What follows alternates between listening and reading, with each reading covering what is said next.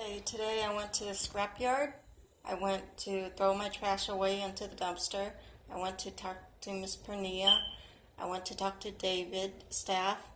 I went to speak to Mr. Chris, a psychologist, not to ask for a mentally ill medication or anything. It's just to recorrect my information and help me get a replacement of my driver's license that is stolen, I guess. But I went to PSTA to get my 31-day bus pass, and I paid for it.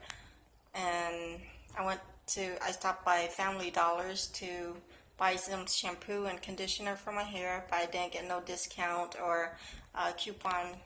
But got me some free free food, free biscuits, honey biscuits, and free regular beverages at Church's Chicken.